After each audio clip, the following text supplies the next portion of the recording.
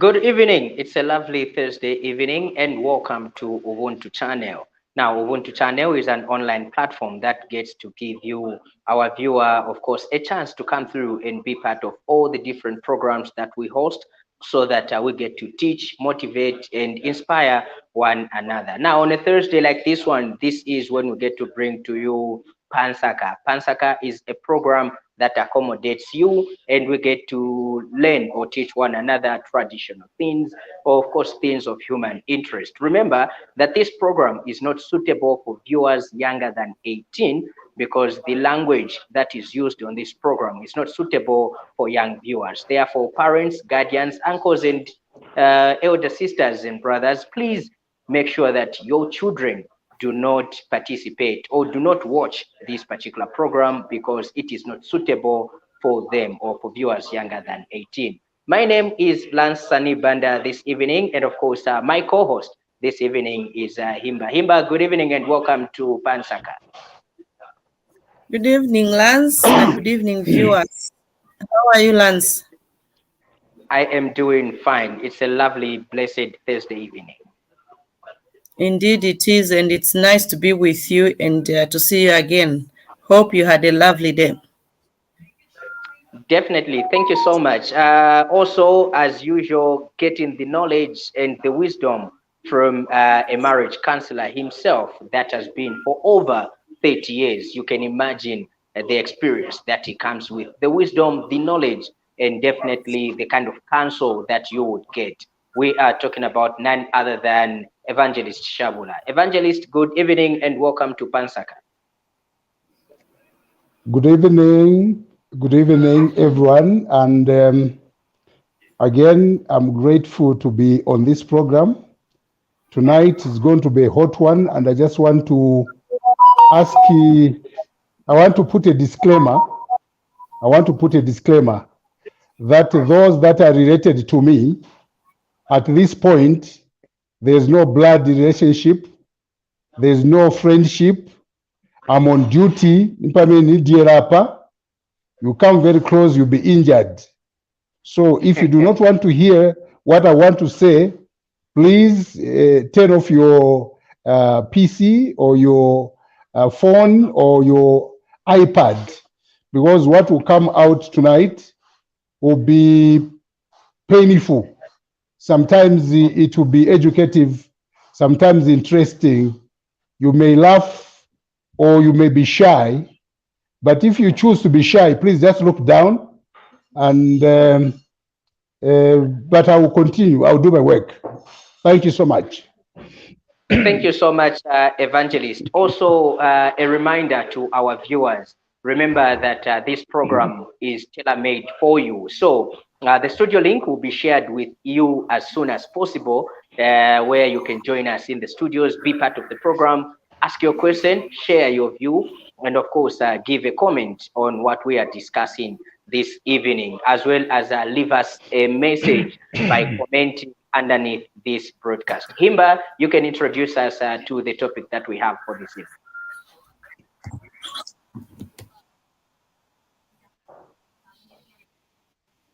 Himba, are you with us?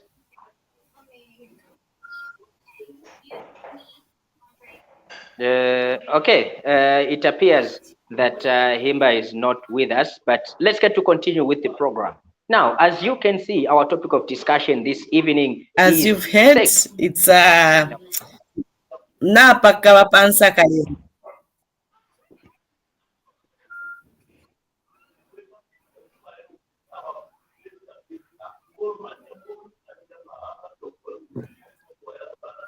Please go ahead, Himba.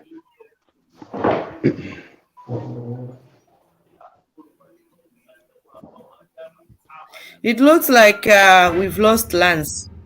Evangelist, are you there?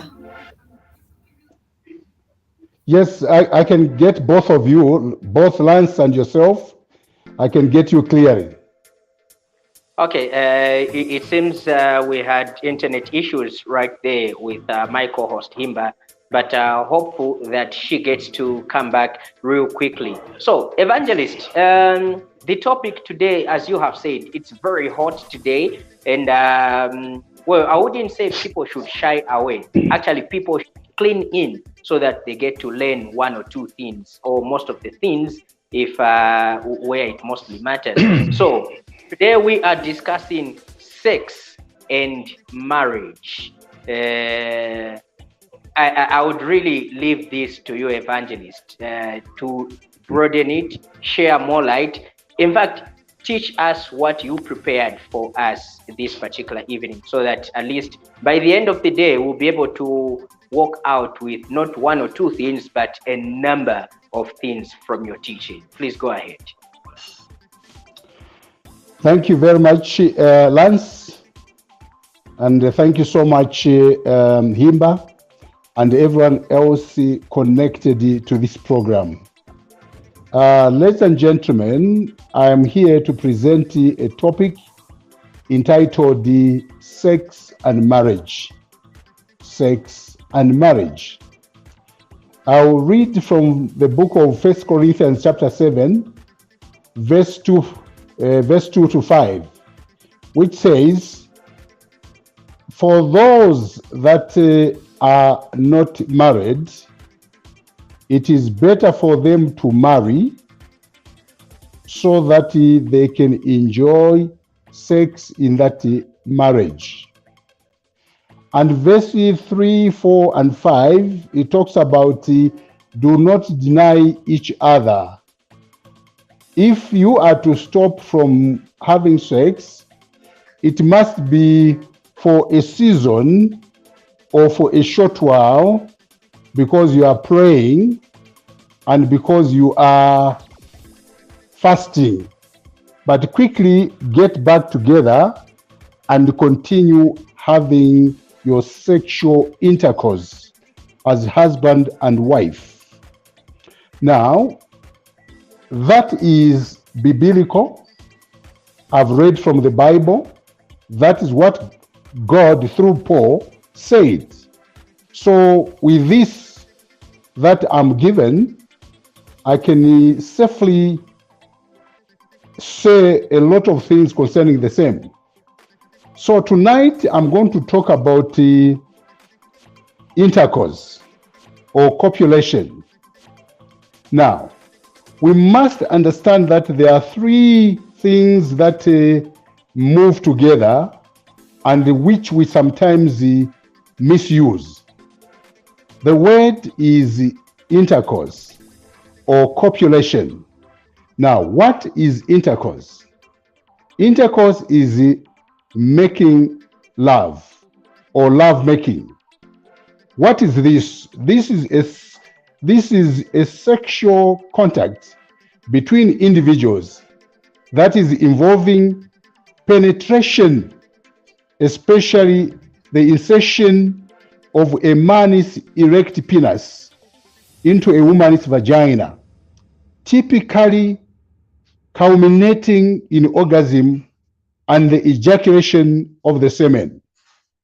Now, I want you to understand from this definition that under this definition, there are things that are brought up. It is the contact between two people. And this contact involves penetration. There must be entry. As you insert the penis, erected penis, into a woman's vagina. Now, when you do that, you are actually leading yourself into orgasm, and then the end result is ejaculation of semen. Now, that is sexual intercourse. Now, there are certain things that I want to bring out for the purpose of many of you young people that have added the new teaching to the science of intercourse. One of those is what is called the anal intercourse. Anal intercourse. Anal intercourse. What is anal intercourse? This is intercourse or penetration of the anus by an erected penis of a man culminating in orgasm and ejaculation of semen. That is anal intercourse. Then there is also oral intercourse. Oral intercourse, oral means it comes from the mouth. Now, this is mouth intercourse. Now, I want you to understand that not any of the two is sexual intercourse. I want to say that anal intercourse and oral intercourse is not sexual intercourse. It is anal and it is oral.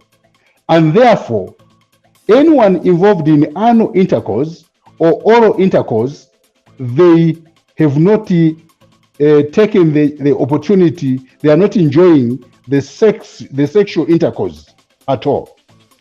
Then there's what is called heterosexual intercourse. I'm trying to be slow so that you pick my words.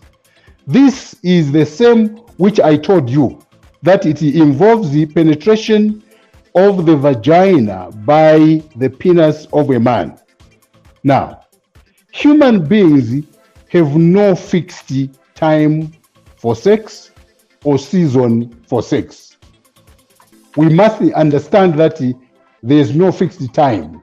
They can have sex any other time. I'm taking you to another point, that is mounting. When we use the word mounting, actually we are talking about animals such as dogs, horses, hippos, cattle, cats, buffaloes, elephants. These are the animals that mount. What does that mean? It means they climb, they ascend, they go up. Human beings do not mount because human beings are the only animals or species of animals that have sex face to face. Most of these animals that I've mentioned here, they actually mount, they climb, they ascend, they go up on top of the female for them to have sex. Now, I want to go back to anal sex. Now, anal sex, the anus, we must understand that the anus is a one-way traffic, from the bowels inside to the anus outside. That is how God created the system. It means there's no way that allows from the outside into the inside. In other words, there is only the outlet valve. So there's no inside valve. So when one does have sex through the anus, what you are doing actually, you are playing and disturbing the sphincter. The sphincter is the ring around the anus. It is a rubber which holds and closes the anus and opens and cuts feces when you are pooping. Now, when this ring called the sphincter is loosened, it means the feces will begin to begin dropping like rain. It will be coming out. So you can't do anything when the sphincter is disturbed because of a penis that is forced to pass through the anus. So for those that have sex through the anus, they are actually disturbing the sphincter. And then the sperms or the semen that you insert in the vagina, you must understand that there should not be any foreign object that goes into the anus, because the anus does not need foreign object. Instead, it is an outlet. So when you do that, you are actually creating problems for yourself in the future. And out of the anal sex, you find that in the anus, in the feces, you find 90% of germs in that feces. So when you prick your penis into the anus, you are actually digging your penis into the germs, which is 90%. So the chances of you getting sick, they are enormous. Now, the other one is the oral again. I get back to the oral. The oral sex, if you allow your boyfriend or your husband, since we're dealing with the husband here, if you allow your husband to stick his penis into your mouth and you think it is a lollipop, you must understand that you are actually taking 10% of his diseases into your mouth, which you are going to swallow and bring to your lungs. And later on, as you continue, you will suffer from some lung problems because of the prick that came into your mouth. There are certain times when people want to swallow semens or sperms. Sperms are not for the mouth nor for the stomach. Sperms are for the vagina and the uterus. So when you take the sperms or the semen into your mouth, you are just like a car that is supposed to use petrol, but instead you take some grease and you put it into the petrol tank. And you know what will happen? Problems. So I want to urge you, dear friends, to desist from such. The other issue that I would want you to understand is that there is what is called mating. Mating is, in most cases, found among the birds, insects, snakes, frogs, spiders, and other animals. And these, they meet for a season, for a time. You sometimes call it on heat. There are certain animals and birds that are on heat. So we as human beings, we are never on heat, but animals are on heat, and therefore there is a time when they meet. Now, why do we have sex? We have sex for 3 reasons. One is for procreation. Procreation means having babies, bearing children. That is why people do have sex. Number 2, it is for pleasure, for enjoyment, for pleasure, for enjoyment. The third one is for companionship. Companionship means that you are going to have somebody who is closer to you as you move together. Having said this, I'll get quickly into the 4 phases of sex or sexual arousal. A lot of people do not understand really what happens as they have sex with their husbands or their wives. According to a research on sexuality, there are 4 distinct phases of sexual arousal for both male and female. Number 1, there is what is called the excitement phase.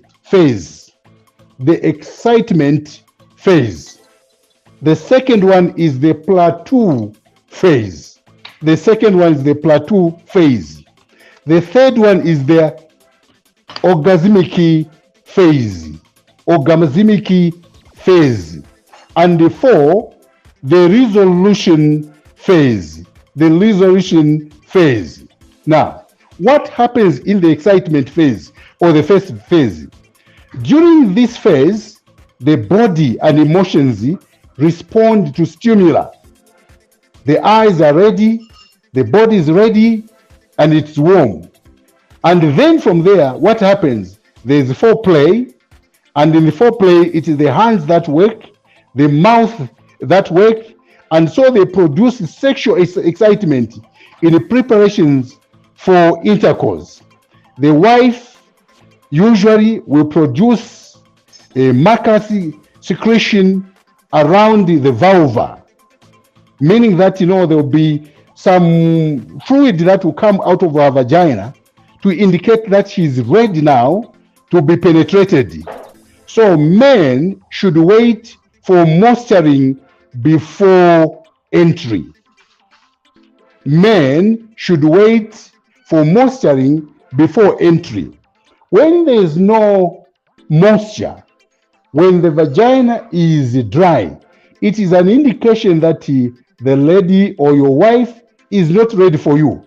You need to do more, you need to play more so that she can get to that level. Then the second phase is the plateau phase. Ladies and gentlemen, Himba and Mr. Banda, this is a phase which is very, very important in the life of sex. This phase follows penetration. The husband penetrates, and so the studies there indicate that most women reach the maximum level of excitation after 20 minutes of foreplay. In other words, you need to take a bit longer so that the mucus or the fluid can be able to be produced, and it should take you 20 minutes of foreplay. Kogwira pa, wagwira paja, wapulinga paja, wachita bwanji paja, wachita bwanji paja, all sorts of things. You put the finger in the anus, you do what and what, all sorts of things, all those things, until somebody reaches that point. When the penetration has taken place, this excitation needs to be maintained towards orgasm. As you penetrate, that excitement that makes you feel good, the thrill, should continue and should drive you towards the orgasm. I hope men, you are listening. This is especially men, because the men have got a problem, many of us. It is during this phase where women complain most commonly of men. They complain to men. What do they say? He is too much of a hurry, because the gentleman wants to drive home quickly and end the game. So the lady will tell you are so much in a hurry. This is your home, and I'm your wife. This is your bed. Simunagule pankongole, ini bed yanu, and my blankets yanu. You have even paid Robola for this. So why are you in a hurry? Do not leave me hanging. So men, ensure that you touch where you are supposed to touch, scratch where it itches, and so do not do things in a hurry. She will complain it is enjoyable, but why not prolong it? So the lady will want you to prolong it, and so prolong it. Love play should continue during this plateau play phase. Touching, loving, verbal interchange, and infinite various approaches. These are what you call styles or fashions or designs. This is the time now when one can move left and right, rear, forward, up and down, until you draw closer to orgasm. Do not shoot before the bread is ready for you. So the issue here is, throughout this phase, muscular tension is increasing. What happens? In a man during this time, you find that the penis will continue hardening and hardening and hardening. This will start from the head up to the toes of the man. Then the heartbeat increases from 160 even to 170 beats per minute. This is now the man is going in the dying minutes of his phase. Now, this is drawing him closer to orgasm. And then the breathing also changes. He starts breathing as if the throat has been squeezed. Then you know that the man is in his den. Then from there we move to what is called the orgasmic phase. This is a phase of supreme enjoyment. Even the way I'm talking now, I'm changing because this is orgasmic phase. It is a phase of supreme enjoyment. This is where sexual fulfillment takes place and satisfaction draws in. This is a consummation of oneness. This is where God said, the two shall be one. They shall be one in orgasmic phase. They may not reach this level at the same time. I'll come back to that. At this point, this is the time when somebody will shout. Others they cry like a cat. Others chan. This a lot of. If she wants to bite you, leave her to bite you. Ngatafuna kushura shura muleke ashule shule pui. This is the point, muleke ashule, because this is the point. Now, when you get to this point, allow her to cry, allow him to cry. Whatever they do, this is allowed. There's no offense. Others, they even wee. This is the time they wee on the bed. And when the penis is entered, it's already inside there, she begins to wee. It is allowed. They are reaching their orgasm. And then you must understand, you will not reach this level at the same time. Why? Because the men are at 7 steps and women at 10 steps. I will briefly describe that later on. And now, after this has happened now, this gentleman here, he has fired. He has fired. Here, in the orgasmic phase, he has fired. Men, this is a time when a lady should also reach orgasm. If she does not reach orgasm, you have failed the test. Try again. So, now the last phase is the resolution phase. In other words, you have released, the semens are out, you have done everything, your breathing has gone down, all sorts of things. Now it is this is followed by a period of peace and relaxation. The body of both man and women return to normal. The masculine tension is relaxed. The heartbeat is down. The blood pressure goes down. Then the respiration are normalized. Sweat kabera. Others, they will sweat too much. This is the time. Then what happened? Sexual organs return to their normal size. And then, before you can end and say bye-bye, naenda inenda unka nile, nayanomba, you make sure that you kiss her. Remain embracing her for almost 5 minutes because you are cooling down. The temperature was high. So, what do? Then you say, thank you so much. When you do that, you'll be invited again. Ladies and gentlemen, for now, I lay my burden. I invite questions and contributions. Thank you so much.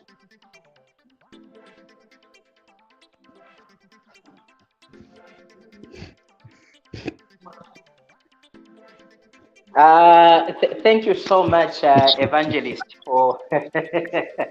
Why are you laughing? Why are you laughing, JC?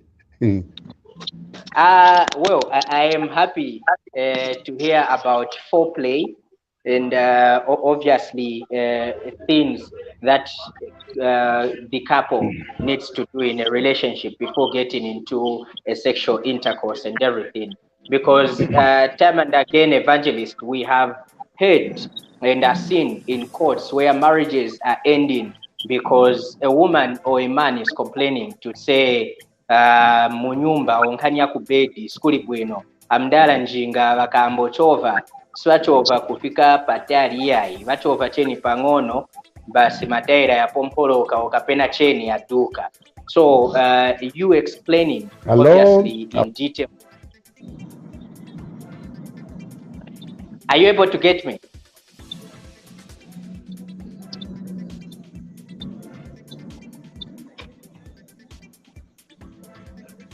Hello, Evangelist, are you able to get me?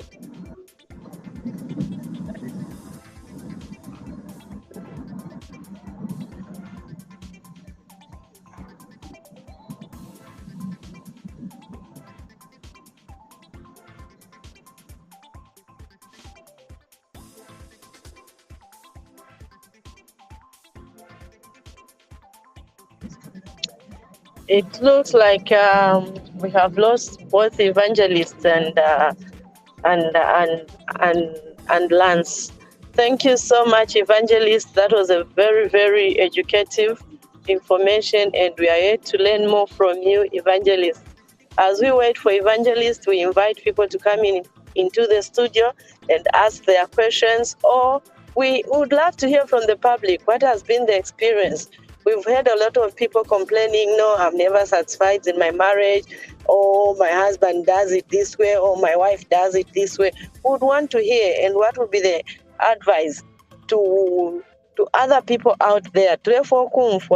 Before we go any further, as we are waiting for Lance and the Evangelist, may I also communicate to the public that tuwapapata ili ashiri lipansa kalelo teli abana lyabakulu to making sure ati abaana tabali mupepi tuishikula abaana ili ashiri lipansa kalelo lyabakulu and ili ashiri apansaka ishala pansaka twagomba magana aliwo sunuta ali abana mala magana abapati ibana gatubaguha bataswirili tutatundululi bana mu mizezo. As we are waiting, Lawrence, you're welcome to the program. Thank you so much, Himba. Good evening. Good evening, Lawrence. How has been your day? Awesome, can't complain. And yours? Not bad, vale sabale pala. Na umfwele ashiri lipansa kala lero nafi wa me Filipano. highly informative explanation the evangelist has given, and I must say highly graphic as well.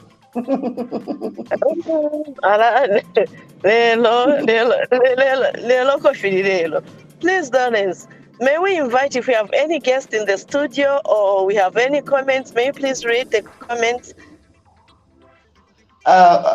We can ask the director to please show us some comments that have come in. We appreciate those who are watching us and mentioning they are watching us, like Zekan Rojo Banda announcing that he's watching us from Lundazi. Much appreciation. But we're trying to see if there is a question actually, or a sharing of experience and all that. Probably that would be help. Thank you so much, Caroline. Watching from Foxdale, Nsaka, very interesting topic. Indeed, it's very interesting, actually. Himba. Yes, it is interesting. The topic is very interesting, and I only hope we are learning a lot from this topic. Sure thing. Namwinga Precious ones are saying, watching from Chidilabombwe. Oh, Bachilis. Thank you so much for tuning in. And Chokin Lewis Shab saying greetings panel. Much appreciated and greetings to you too. Do we have, if possible, please share the link so that we can have people coming into the studio to come and ask questions and all that. We will very much appreciate that. So Lawrence, now ashika. At namayo first ngataola nayo bwali kufuirira bwino not wafika fe pulukudu watampo okulaje awe tuchana nacho mfuika we are ready. Lelo pansa kana pakala we're just hoping the restaurant can come back as quickly as possible. Yeah, we are actually waiting for the evangelist, and if there are people who would love to come into the studio, and if there are people who would love to ask questions, please, you are welcome. We are looking forward to hear your experiences, to even hear your questions. Please come through, and over to you, Lawrence. Awesome stuff. Today's topic actually, Nsaka, is marriage and sex and marriage, and helping us digest this huge topic is actually our own counselor here, that's Evangelist Herbert Shaabula, who has been helping us every Thursday on this same platform, that's Ubuntu, live on Facebook, live on Twitter, and live on YouTube. And we discuss issues pertaining to marriage life and all that. That's what we do normally, Nsaka. So right now, we're just going to take a very quick break. On the other side, you'll catch us. Thank you so much.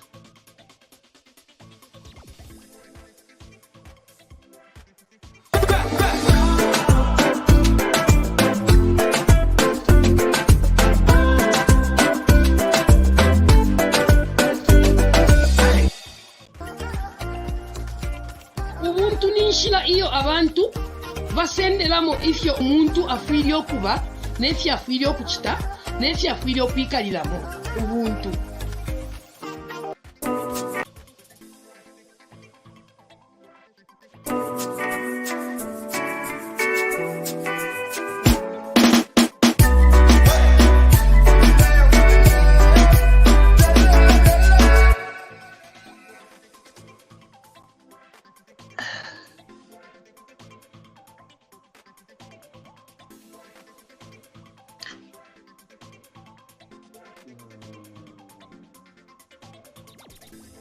Welcome back. Welcome back. Today's topic is actually marriage and sex and marriage with Evangelist Herbert Shaabula, and I'm standing in for your host, Lance. This is Lawrence, and thank you so much for tuning in and joining us. Today is Thursday, and we're having Nsaka as always.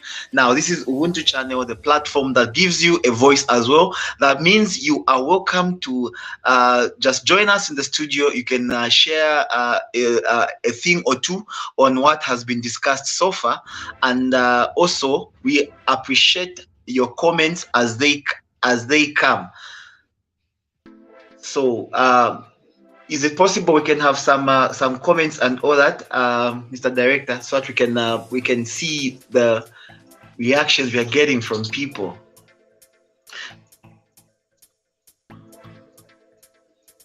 Thank you so much, Choki, there for the contribution, and just to acknowledge the presence of the host, Lance. Hi, Lawrence. Good evening. Good evening.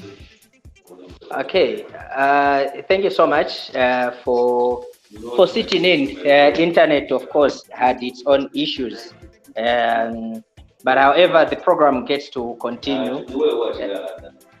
Okay, so Lawrence, anyway, I know that we can't obviously discuss with you what the evangelist was teaching us, but all that we are doing for our viewers, we are saying the link has been shared with you. Please join us in the studios. Let's get to discuss this wonderful topic and get to obviously have a comment, have a say, and discuss what is at play. Remember, we are talking about marriage and sex, or sex and marriage is what we are discussing this particular evening. Leave a comment on the broadcast, as well as join us in the studios, because we have shared with you the studio link where you can join us in. Lawrence, if you can take it up only for a few minutes, I will appreciate. All right. Thank you so much, Lance. Mr. Director, we can go on with the messages that are coming through, please, if possible.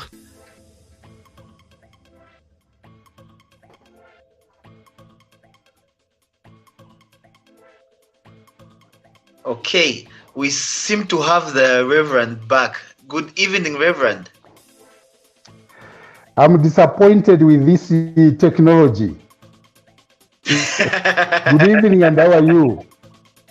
I'm This all right. technology, Actually, Lawrence, this technology. Lawrence, I'm burning. Yes. I'm burning. I have too much stuff to bring out. I can feel it, Evangelist. You are just on fire today. So far, I think it was a good thing that we had this issue, because it served as a breather somehow, that we can digest some of it, and our viewers can also try and digest the bits that you have already offloaded at this point in time. Now, back to the business of the day.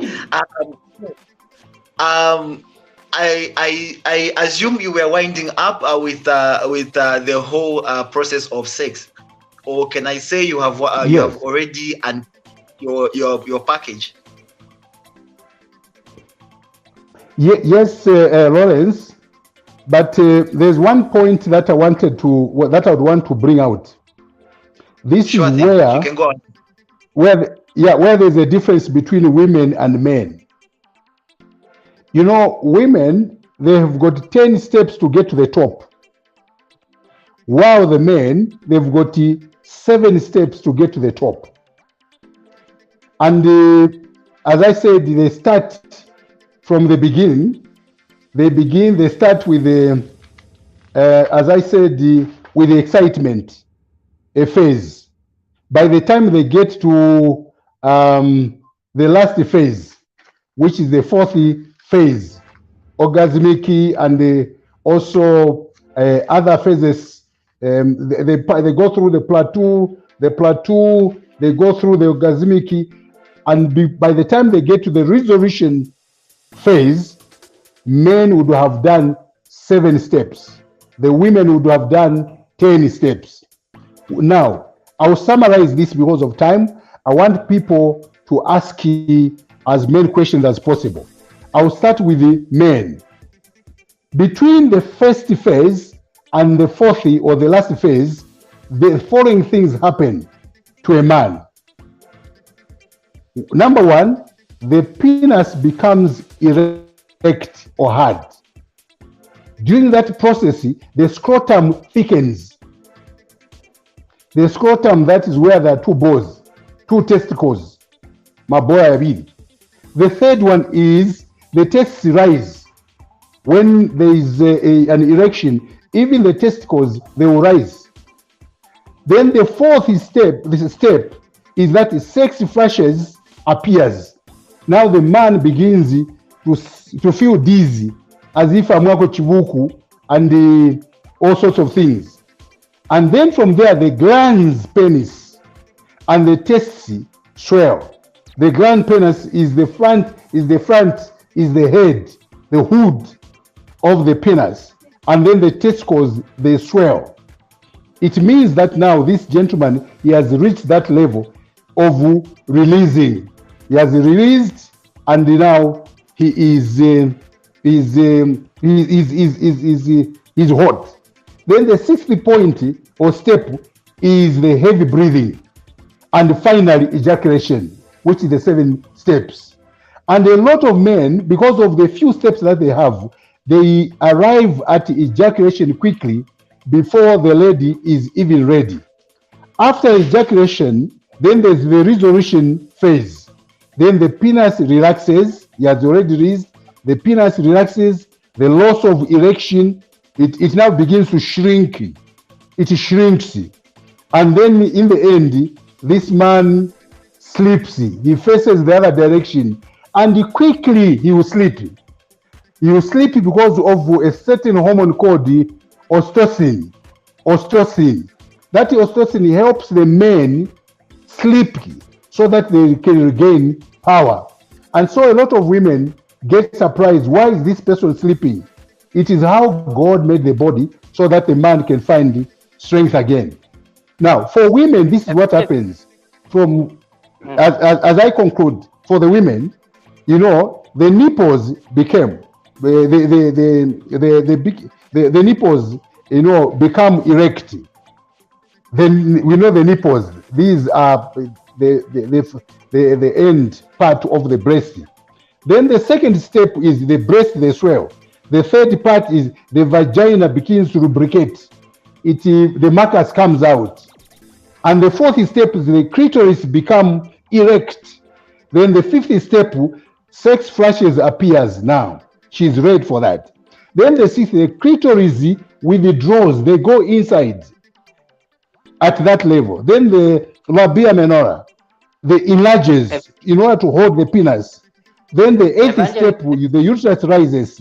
Let me finish a bit. The 9th step, rhythmic vaginal contractions.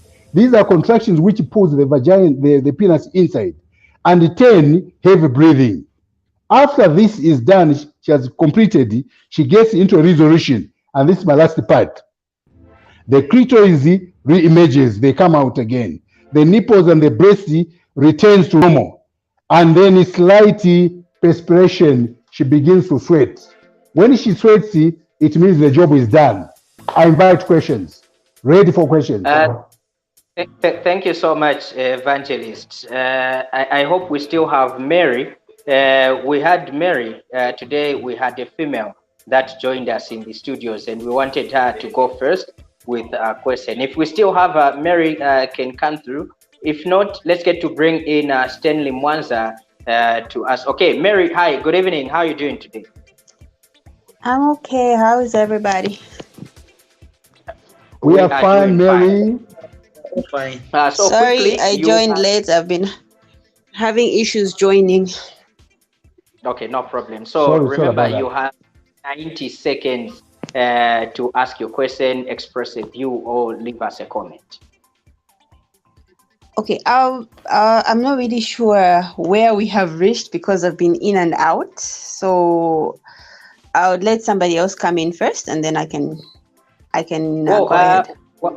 Mary, actually, you can go in and ask whatever you want to ask. We don't mind. Wherever you start from, we don't mind. Just ask whatever you want to ask, as long as it's the topic that we're looking at, marriage and sex. So please go ahead. Okay, because when I finally successfully joined, I found Mr. Evangelist Herbert explaining what happens during the whole act of, lovemaking on the woman and the man's side. So I don't really know what exactly you've talked about, but from his description, I can tell that he was trying to describe how the man's and woman's anatomy works in relation to sex, right? Yes. Exactly. Okay. All right, and I don't know what everybody else has said, and I don't know where exactly, because when you talk about sex and marriage, this is a very wide scope.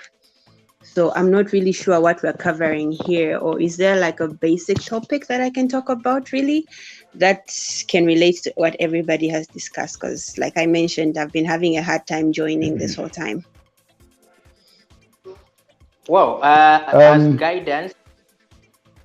Okay, go ahead, Dr. Evangelist. Well, very, very right. The topic on sex is a large one. There are so many topics on sex. Today, I was looking at the sex in marriage, so that the men and the women begin to understand what they are doing when they decide to have sex or to have sexual intercourse in the marriage. And I've also tried to bring out the don'ts, some of the things that we should not do because they do not add up to what is called sexual intercourse. They are just sex acts. So we should not get into those, especially for us that are married. Those are not for us. And none of us is allowed, whether you are married or not married, those things that are mentioned should not be there for you, because science has proved that anal sex is not good for you, it's not health for you, and also oral sex is not also health for you. So you better be wary of some of the dangers, especially when you get into sex, because when we get into sex, in most cases we go wild, we lose our brains, and emotions rise. So we do all the crazy things.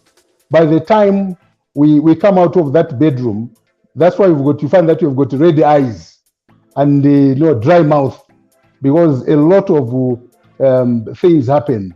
So this is what I was talking about, just to be sure that we do the correct thing.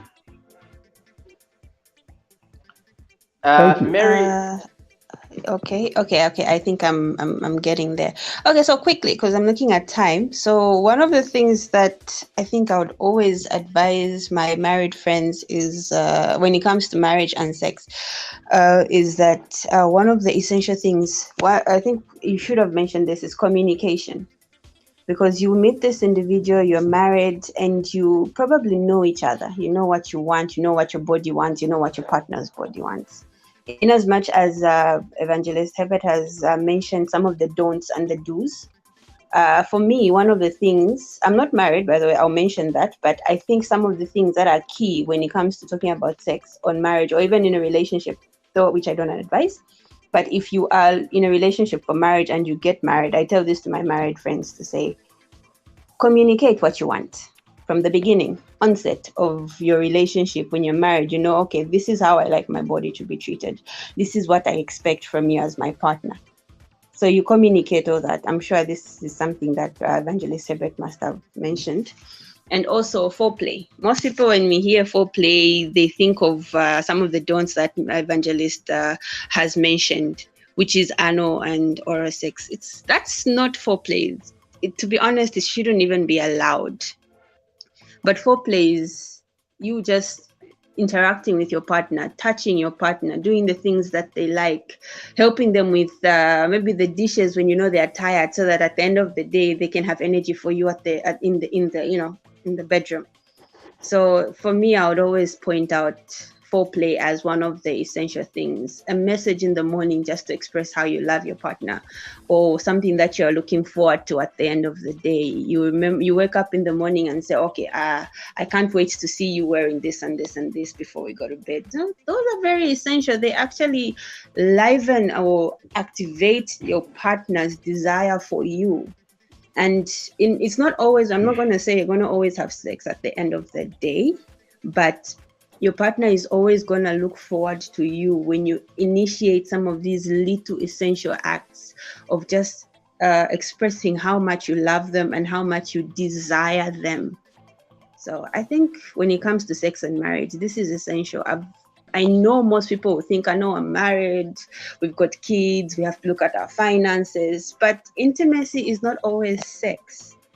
It's just how you interact, your communication, how you feel when you're together, what you do when you're together. Even just sitting in the living room together can initiate the perfect act of sex. You'll be there sitting, talking, and all of a sudden your bodies are alive. So I think that's what I can say when it comes to sex and marriage. It's how you condition your bodies to react to each other, even despite the hassles of marriage or finances of your social life. So all that has to come together and still bring you two as a couple together and build that. To be honest, that's the kind of relationship I want to have with my partner when we get married. I don't know about everybody else. All right. Thank you so much, Lance. I think just in the same vein with Mary, Evangelist, I think we should get a comment from you concerning what exactly men and women as well should bring out when it comes to foreplay and preparing your partner for the act. What exactly should come out? Is it solely entirely the man's duty to initiate all that and prepare the wife and all that, and the wife is just waiting, or is it something that we should expect from both sides, where this one plays a certain part and this one plays a certain part? Probably it would help to answer that one.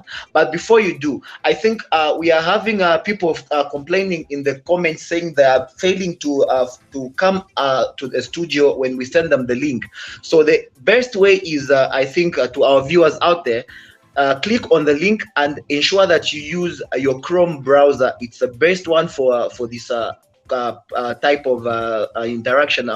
For StreamYard. So please use your Chrome browser and you'll be able to find us here, like others have managed to do that. So that's just a reminder to our viewers. In the meantime, Evangelist, you can pick it up. I want to start from where my daughter started from. She talked of foreplay. You know, the word "for" means before. It means just before you do anything. That is the "for." Now, play before you start enjoying each other. In other words, these are the acts that you are going to do that are going to lift you from the level where you are to a higher level so that you get connected. And at the end, you've got satisfaction and also enjoyment. So now, here foreplay also depends from person to person. Person to person. My daughter there said there must be communication. Now, communication will help you understand what your friend likes. You know, certain acts or certain things that you call style, they can be painful to the other person. Maybe because of the size of the body. Sometimes if you are a bit big, a certain style will be uncomfortable for you. So let the person communicate to you to say, no, I think I cannot do this, but this. So that in the foreplay, there should also be communication. And then she has also talked about expressing your love from morning. You know, I don't agree with the people who say start your sex in the morning. No. You know, human beings, I said, and now I'm talking as an expert in this area, that we do not have seasons and times when we can be on heat as human beings. We don't have times or seasons. Human beings are like electricity. You just press them or you switch them on, then they are on and they will begin performing. We are not like in Shaabula.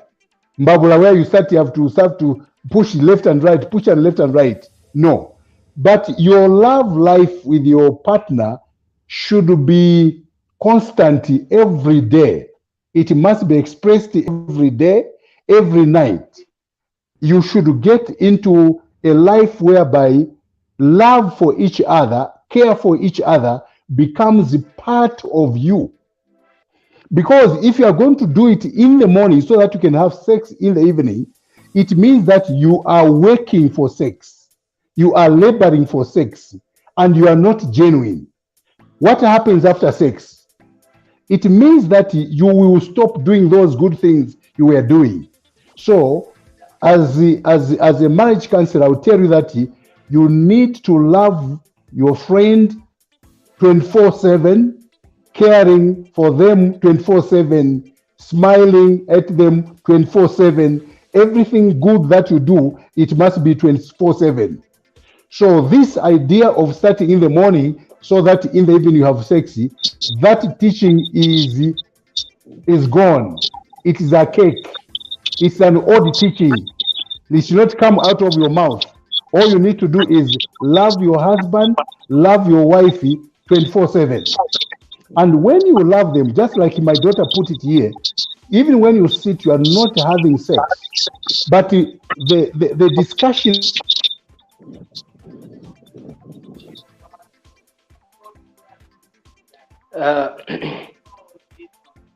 All right. We seem to have an internet challenge. Sexual intercourse that brings fulfillment.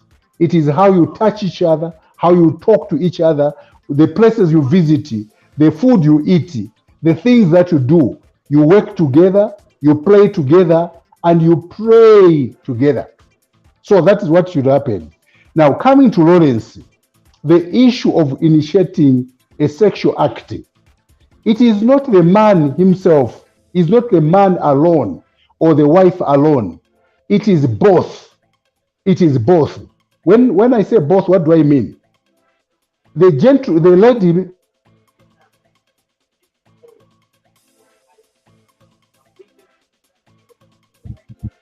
Alrighty, we seem to be having an internet challenge there, and we have lost the evangelist. Mary, I would love to bring you back in. Are you there? I'm here. Thank you.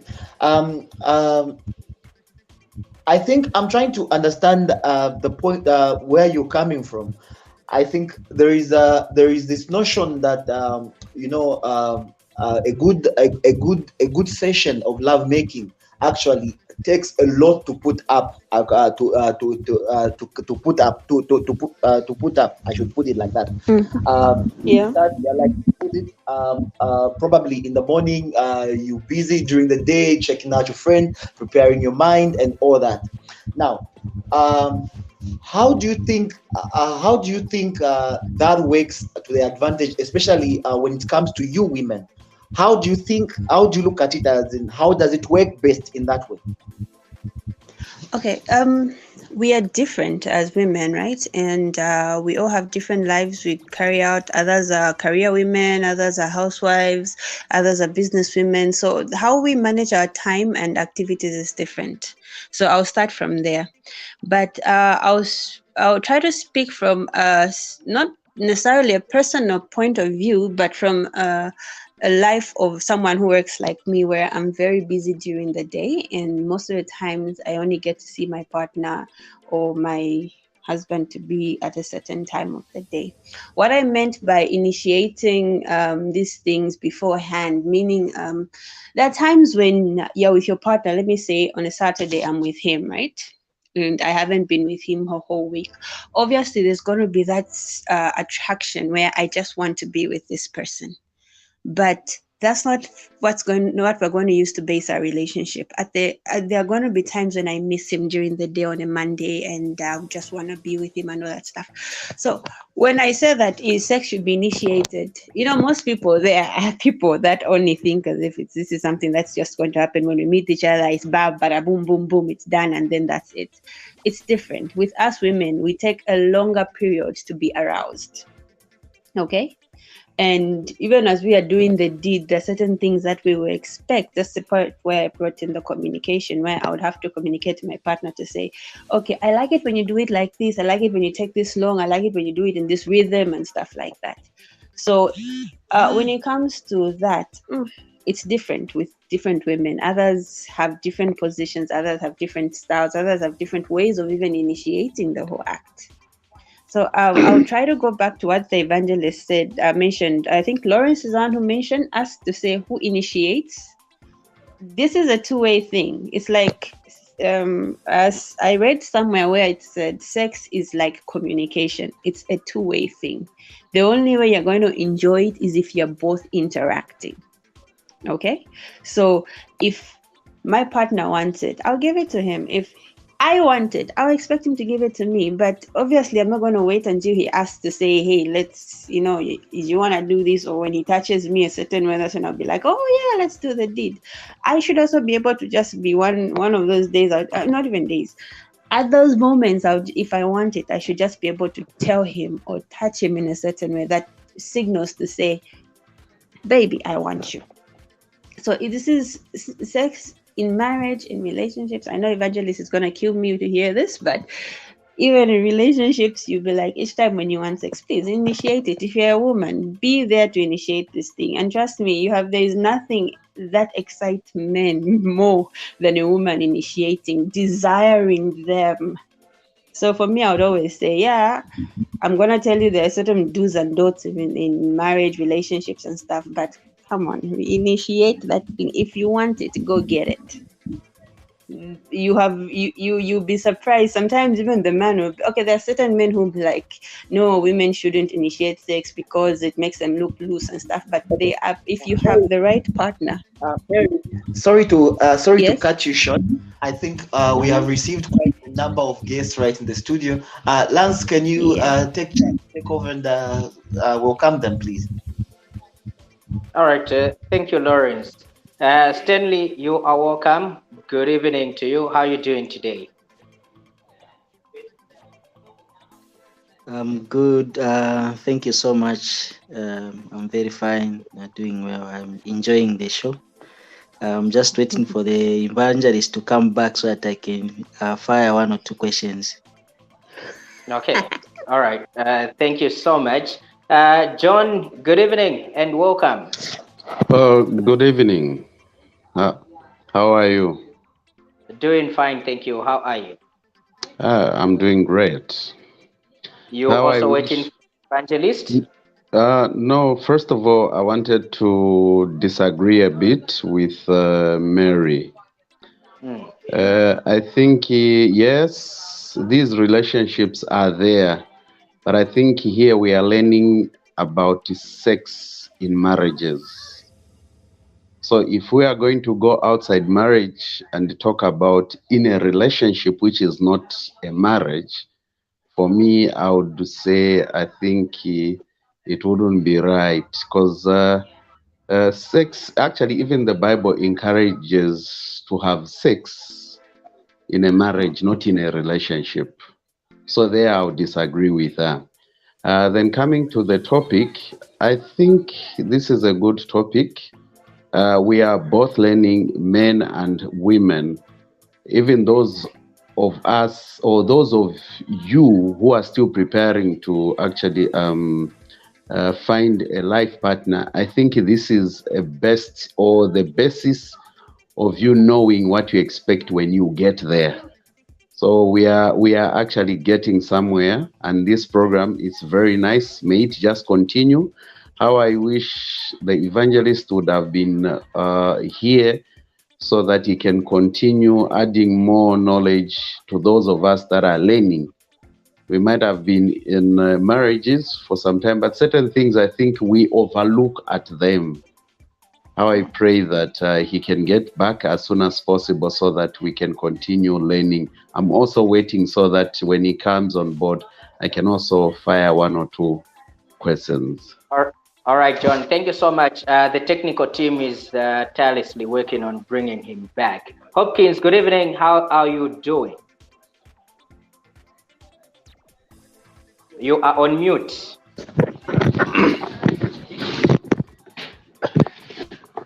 Okay. Nachisengu, good evening. Welcome. Hopkins, good to have you back. Yeah. How are you doing today? I was waiting for this program, but I slept a little bit. It's above 4 a.m. right now. So, but anyway, I had to wake up for this program. But anyway, I followed a little bit of it, and then anyway, my name is Hopkins from Beijing. Okay, now I also wanted to ask the evangelist some question, because I have something about these adult movies that only couples should watch. There are those that are recommended for, married people or couples or something like that. So you see, I heard my sister talking about positions and everything like that, whatever. But then when you see another person doing another position or something like that in a movie, so you also want to enjoy or experience that kind of a thing that you've seen on such kind of an adult movie. You understand? You want to give but it maybe a try. your partner is not actually up to that kind of thing. So maybe it puts you off, or maybe you enjoy it.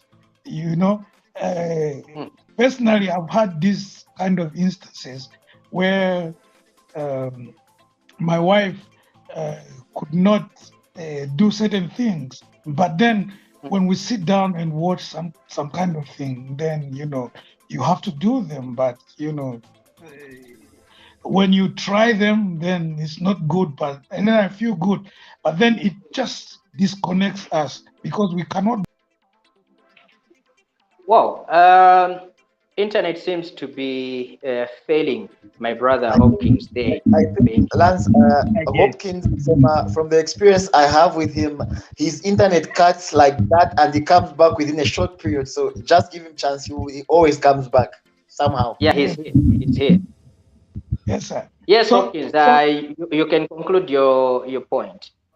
So sometimes you have this kind of experience, or you had an experience before you got married, but then the person that you got married to doesn't have the same experience, and she doesn't give you the same that you want. So maybe sometimes this is what leads to maybe divorce or problems, or not even having a sexual desire to your partner.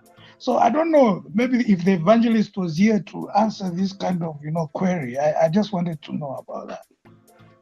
To be All right, honest, Hopkins, I can relate to what you're saying, where you are one what's the word, explorative person and your partner isn't. To be honest, I'm not even shy. I'm not married, but I'm glad I was invited to this, and I would want to share my experience. But what Hopkins has said is very, very relatable in the sense that you would want to do certain things that your partner just can't, and this thing kind of develops a rift between the two of you because you are in two different worlds. So I don't know about you guys, but yeah, that does ring a bell. Well, all right. Thank you so much, panel. Just a reminder to our viewers that are still watching, you can quickly join into the studio and let's have this discussion. Each and everyone is welcome to give through their, their experience, give a comment, or at least share a view on what we are discussing. Remember, this is Nsaka on Ubuntu channel. It comes your way every Thursdays from 21 hours as we get to discuss different topics on this very platform. And we always have Evangelist Shaabula as the marriage counselor who has been counseling for over 30 years. At least it gets to bring about that wisdom. Now, you can also get to leave a comment beneath the broadcast so that we can also be able to read your comments loud and clear. Now, I don't know if I can call you panelists, but guys, here is one thing that I have witnessed, especially being a journalist, that I have followed most of the times in these courts of law. When you go into the courts, most of the stories that you will find are the issues of divorce in a marriage. And then when you get to the facts as to why people are divorcing, you will find that nkani ya kubedi or nkani ya kuchova njinga ndiye vuto zamira kuti iyai vamdala vakayamba chabe kuchova njinga tikalipoenda patali ya flata mataya or kapena cheni ya duka, all these different things being put together. And then there are those people that don't really love foreplay. Vafuna che vakafika chabe as long as che yaima afuna che mpaka vangenesa. Or ni mkazi akafika, oh no, because she's already in the mood and then she just wants it. Pamene paja kufika chabe nkaniongenesa. But here we're talking about foreplay and then you get into the act. What really do you think is the problem? Like, how can we get to solve this issue of not just getting into the sexual act without foreplay, or before kuleka mzako at least naye afikapo then manje mwayamba kuti mukayamba mutoendera pamozi monse mumvera nabwino vintu vemchita. Anyone can pick it. Maybe I can start with John. John, you look very ready. Yeah, I think for me, I think there's a point that was raised before, well, together with the evangelist raised that point, and also Mary touched that part. I think it is how you relate, how you stay with your partner. Because I think in a marriage where two people are happy together as one, I think all these things you get to do them is because you have time for each other. But in a situation whereby you live like bampatikizani chabe munyumba, bamutairan moni chabe munyumba, and the only thing that brings you together is the bedroom issue, I think that is where the problem comes in. You only see your friend to be your wife when you are in bed. I think that is very much wrong. I think we should pick it from where the evangelist said to say it is 24/7. Each and everything that you do, it should be 24/7. Everything, then we'll have no problem. And even all these issues of playing will be easy for us, is because we are actually committed to each other. Then the other point, there's someone who actually, a colleague of mine, who actually passed a comment to say, you know what, I've realized that the only time that you see people, when you see people joking with each other, it means that's not his wife. I think we should also change on that, especially when they're in the vehicle. It's either you find a vehicle who is facing this side, the wife is facing this side, and the husband is just busy driving, or the wife is busy driving and the husband is busy on the phone. I think the best is the 24/7 that the evangelist has raised, and also Mary touched about that. I think it is how you relate. That is what is going to actually ignite you. John, you had two questions or a question for the evangelist. He is back. Please go ahead with your question. No, Evangelist, please take note of the questions, because I'll ask our people in the studio with us to ask all their questions, and then you can get to respond to them at the same time. What were you saying, John? Yeah, no, it's not necessarily a question. I said two or one.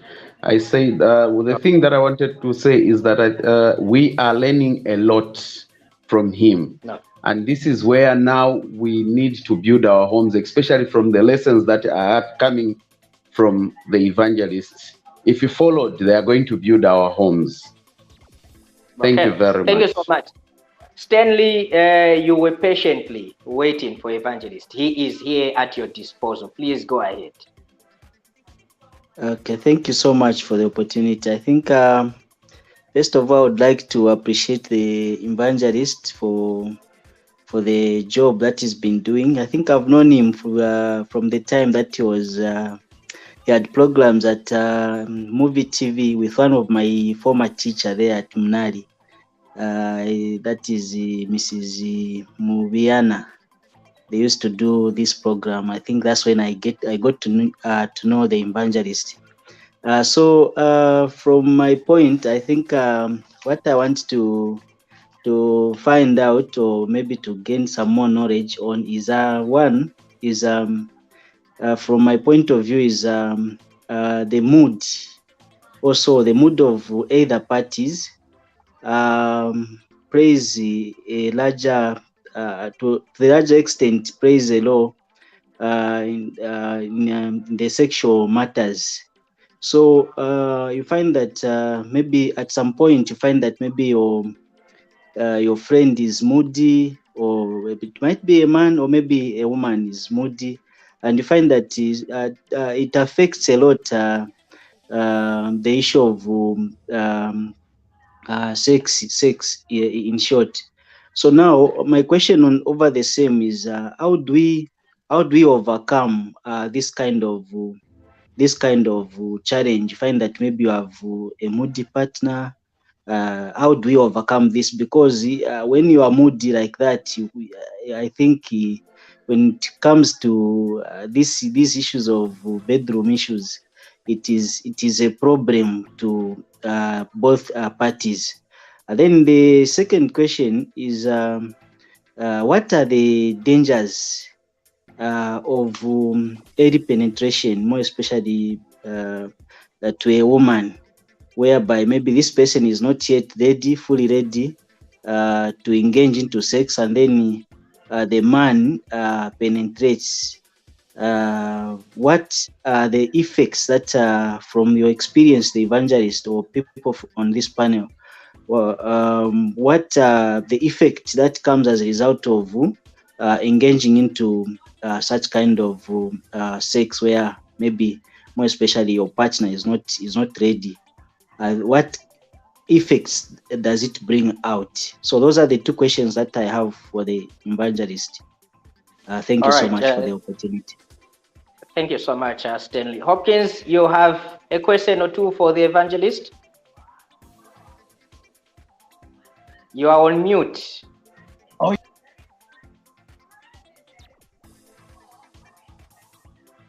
Okay.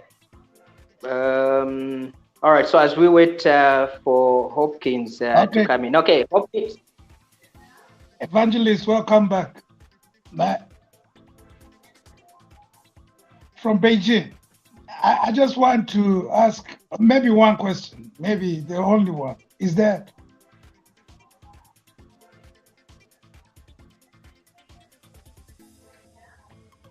are we good?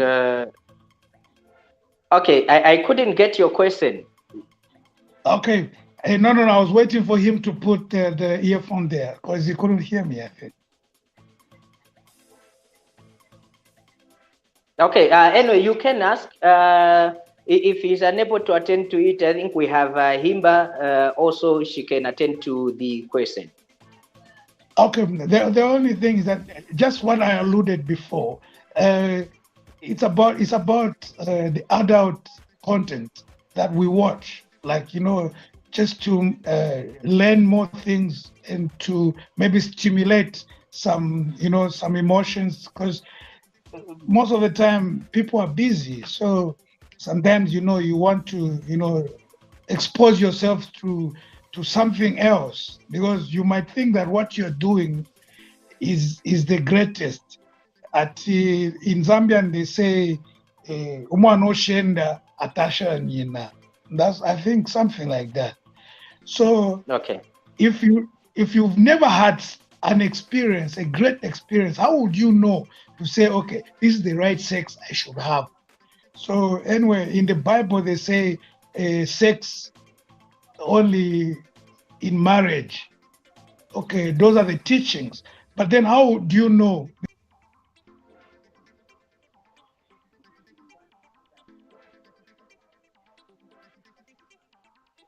Well, I think the point is gotten from Hopkins right there.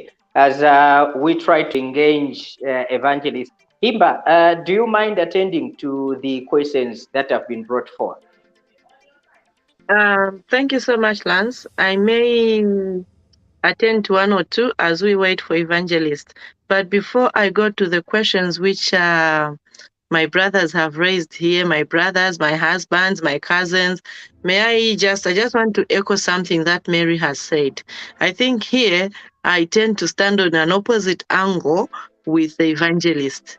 When Mary said the sex, if we are tampoluchelo, I think from my understanding, she didn't mean at mwatampo kitafyonso kuliano wali luchelo, no.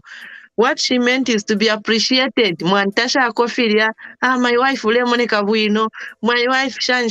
Not filia abakwati umuntu fya isafye ni kulu, tia kubeti. But sometimes ni sign language. Wamona fya kamkwe ka bendo, kwa ishwa tkare kuitati ni kubeti, kuko nkamofi. Ni quickly, apopeni fya fitikefu into. No. I think what Mary was trying to say, appreciate your partner from morning. Appreciate, you're not really Evangelist. I'm not working for sex, but ndefo kumbika mumudi, ndefo kumbika muligia. Not ile kufika fyati pulukutu. Elo I think ilia ila wako trick. But then when we talk about if we come to kings, when we talk about issues of the materials, I think it still borders from the communication angle. And I hope whatever I'm going to respond, the Evangelist will come and add meat to it. It also starts with the communication. If both partners are okay with it, you can say, okay, fine. But tuwe mumudi, tia tuwe yako nama popcorn, tutambe kwesi. Can we try it? If it works for both, I think for me, it's okay to go with it. But if the other partner is struggling with it, as the Evangelist has said, maybe because of weight, sometimes I'm a heart conditions, sometimes I'm uncomfortable, it's better to let it be. But it has to, if it works, for me, I think there are people who get appetite from watching those movies. There are people who get appetite by seeing those, but it should start with communication, not imposing on the partner. I think when it comes to sex, there's no master there. It's a 50-50. You put in 50 and the other partner puts in 50. Although our tradition has really betray, because it usually says, you have to satisfy your man. You have to satisfy your husband. What about me? Am I not supposed to be satisfied? What about me? Am I not supposed to enjoy it in bed? So I think it all starts from communication, Lance. Okay, the Evangelist, I know there's a time lag with the application you are using. Are you able to get to answer the questions that have been put across?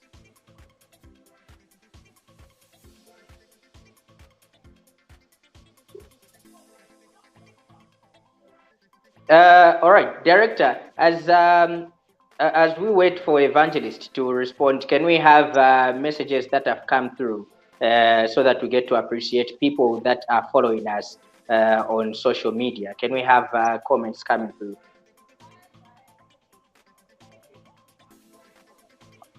All right, so this is Aaron Sakala says, I'm watching from Chipata city of Eastern Province of Zambia. Thank you, Aaron. Good to know that you are following the program. All right, let's keep them coming.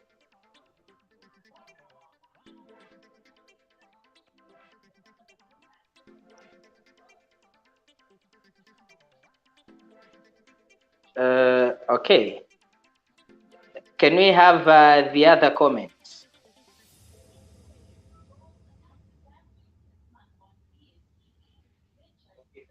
All right, so Ruth says, it's hot in here, loving the weather. Wow, it was pretty hot.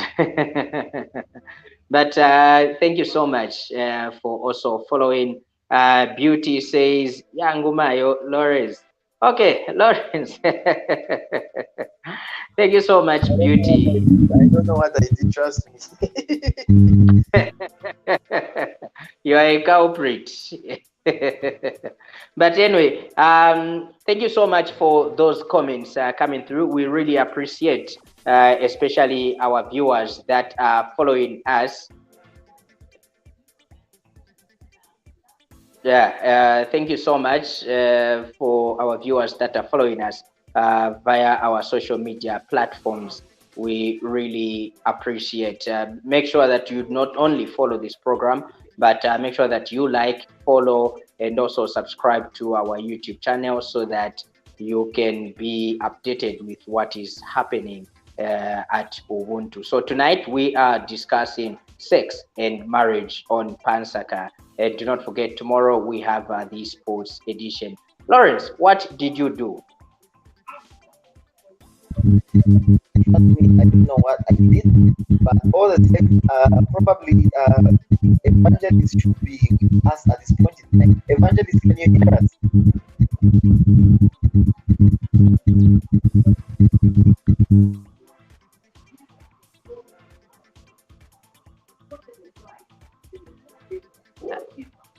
You are muted, Evangelist.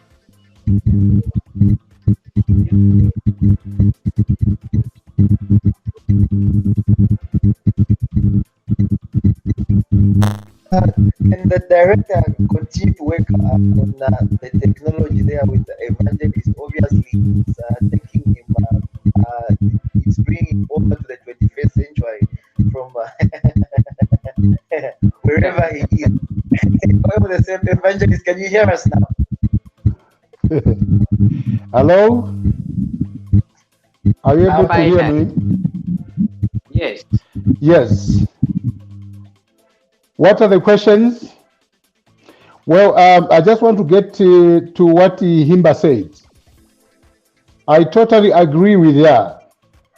You see, we are speaking of the same thing, except that she is beginning from morning. While I'm saying it should be a daily occurrence in a marriage of human beings, of husband and wife. Those goodies should not be done for a certain season.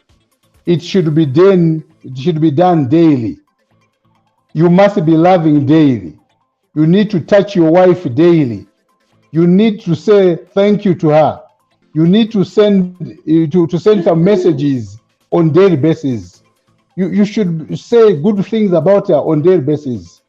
You know, that way you will be you'll be ready for her at all the time, and she'll be ready for you all the time.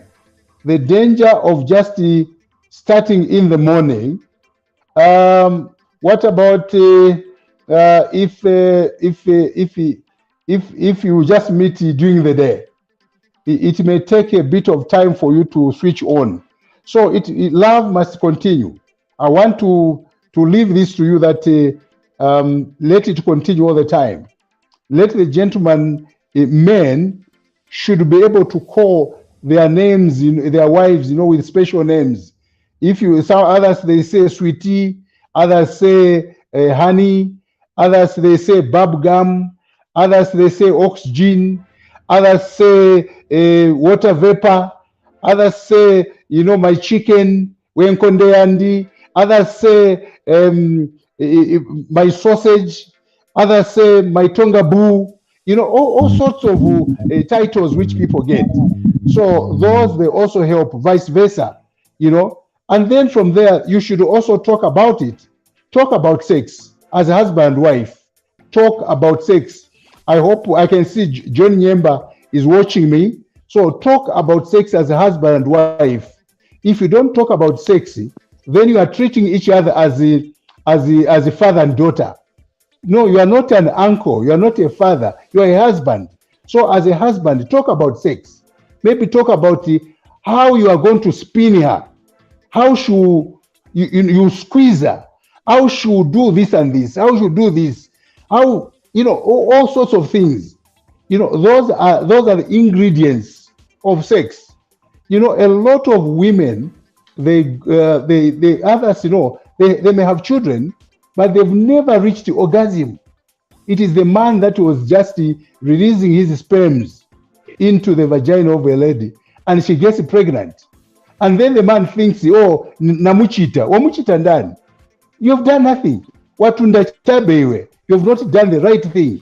She must be able to say, yes, I've been to the mountain, but this mountain is another one. That's how it should be. Be different from the rest. Pangapo zina, azazi wa branch. Azazi wa branch. Azazi wa branch. That's true.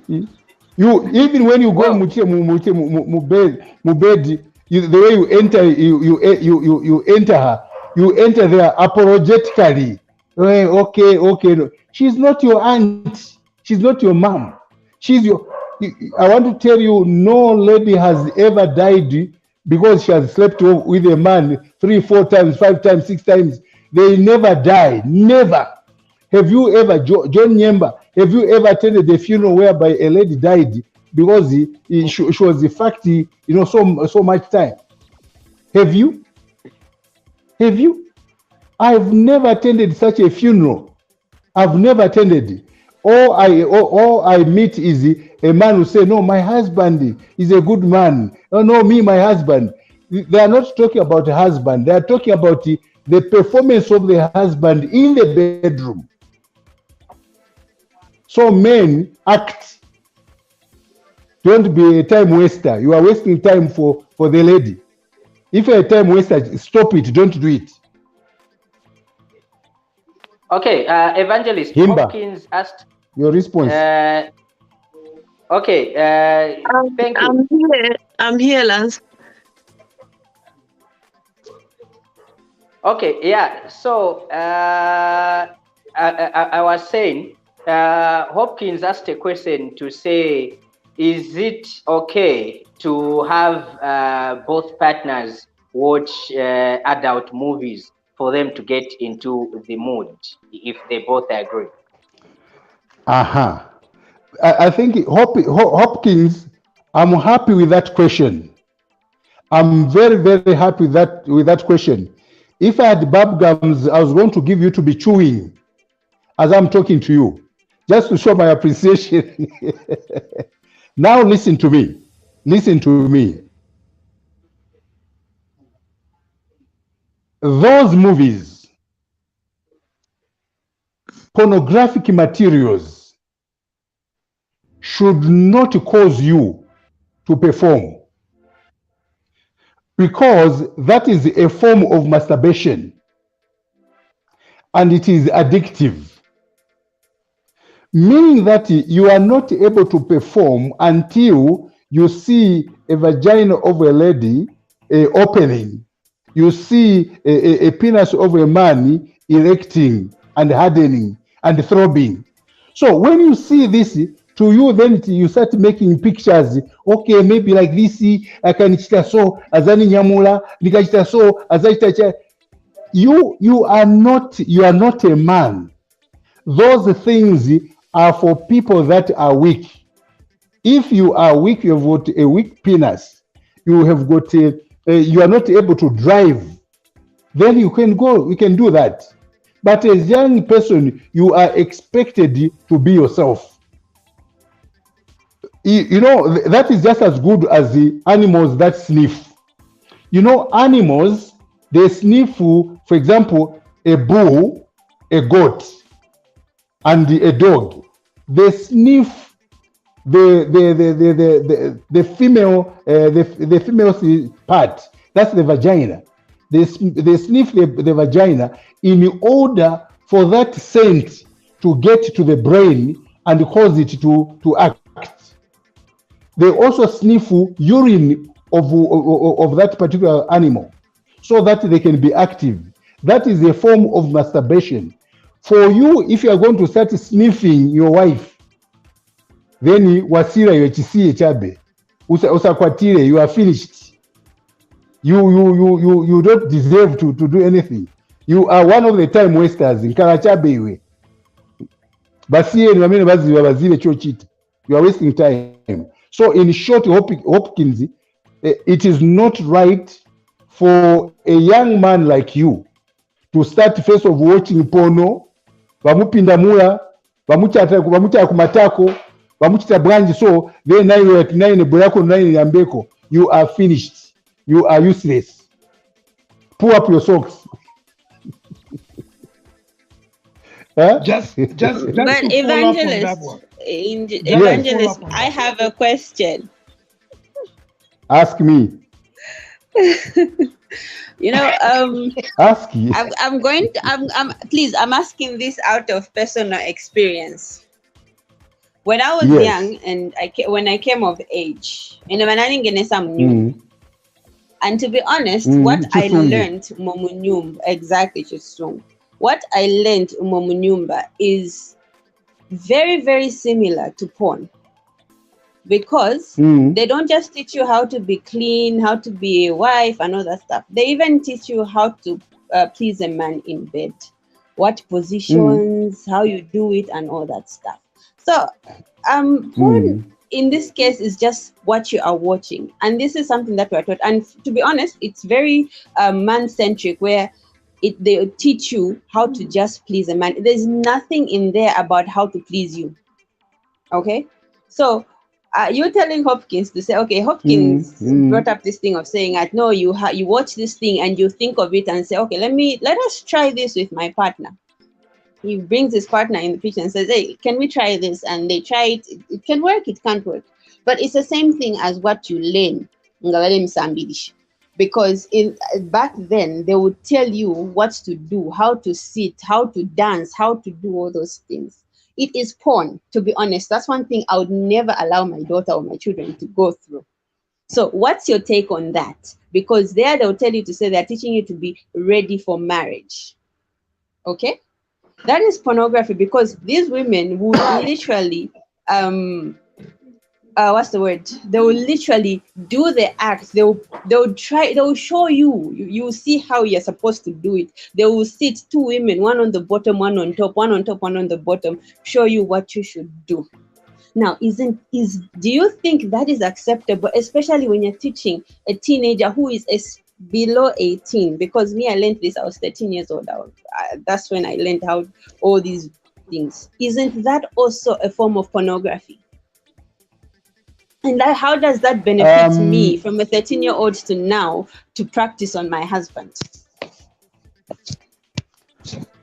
Okay, Mary, I appreciate that question, but now that question is it concerns the tradition or culture.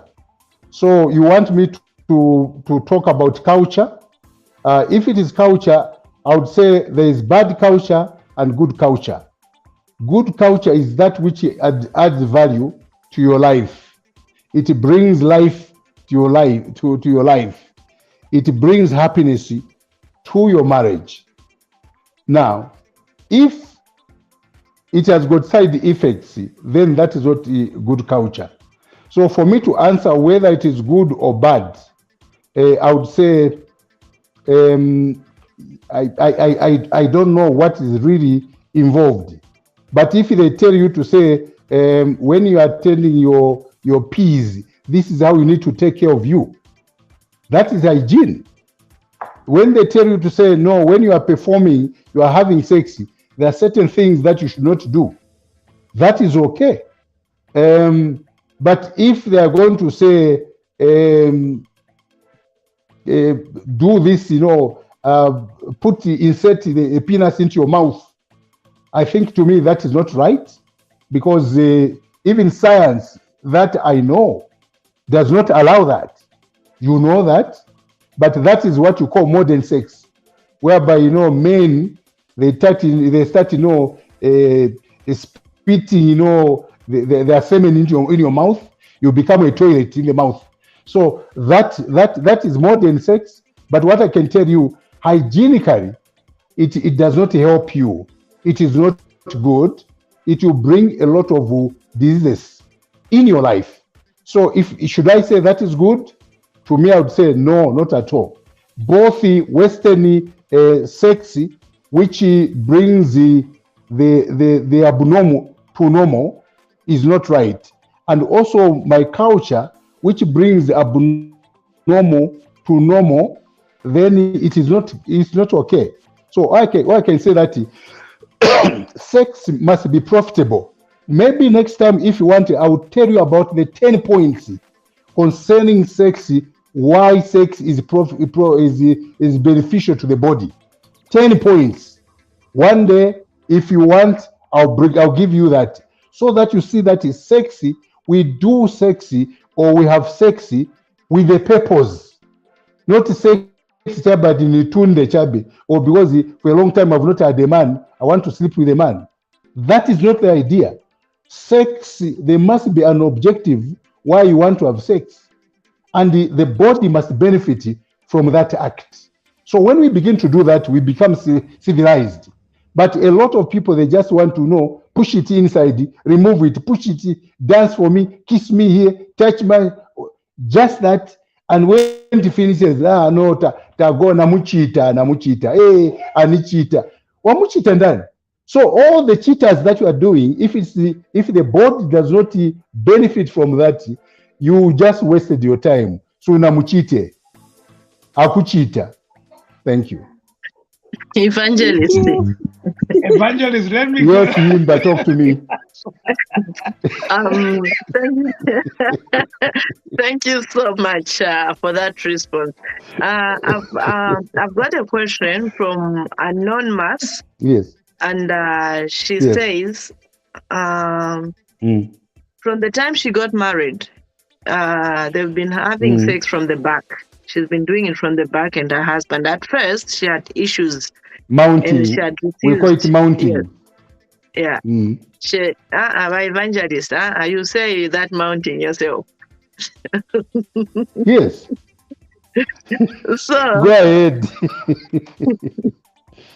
So this lady says, from the time they got married, they've been doing it from the back. But now, because she's been uncomfortable for years, and now she was just doing it because she loves her husband and because she was hoping it will work out later. But now she has failed to cope up with it, and she had to tell her husband that if so the husband is upset, doesn't talk to her, doesn't even touch her anymore. It's almost 3 months. What is your comment? You know what? I think it's Mary. Mary talked about foreplay and communication during the foreplay. So this what it is that from the beginning when they started, it became a norm. It was accepted. So now she says, I can't do this. That's why the gentleman is surprised or shocked. What is this that has come? We've done this over a period of time. I have told you to say certain things are not okay. You people have gone to school, all of you that I'm talking to here. That's why you are on the internet. You are educated. I want to tell you that there is no species of any animal on earth that will have sex face to face like human beings. It is only human beings that will have sex face to face.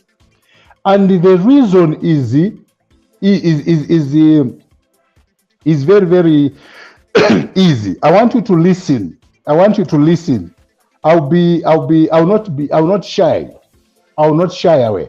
I'm going to be very, very clear. The reason why the human body faces each other, it is the way the vagina is formed. It is the way the vagina is formed. It has got a certain angle which it allows you to enter. And even the penis, as it enters at a certain angle. And that angle allows you to be able to reach the egg, to fertilize the egg. Now, when you mounting, which is climbing, and or ascending, or going up, you take actually the position of what? The position of a dog, the position of a horse, the position of a hippo, the position of a bull, the position of a cattle, of cats, the position of an elephant. So when you do that, the body form, the vaginal formula, the movements, the formation, the way it is formed, it is lost.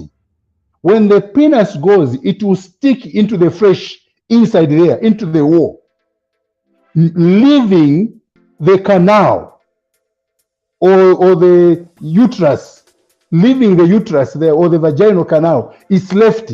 You start hitting into the sides. When you start hitting into the sides, if you do it over a long period, you are going to create lacerations. Joe and Hopkins, say after me, lacerations. Lacerations. You create these lacerations. These are cuts that are found inside the vagina, and because of these cuts, the germs will get into the cuts, and later on, this lady will develop, continuous pains. That's why certain women say, each time I have sex with my husband, I've got pain. Ni pain munaipanga mweka pamene munaye kudingama ni pamene nange na tichile pain hiyo, because of the way you were bending. Sometimes you bend, you don't know, maybe the gentleman is tall and you are short, so he's going to jerk you. Akunyamamonga ni jerk ya motoka, so the legs begin hanging in the air because you are hooked to the penis. Can you imagine? So that statement, Himba, for this lady, she has got this problem because she allowed it. All she needs to do is let her sit down and discuss with the gentleman nicely, so that the gentleman can understand. If not, let them go and see a doctor. Let the doctor explain to the gentleman, so that the doctor will bring scientific answers to the problem, and I'm sure the husband should be able to understand if he's a reasonable husband.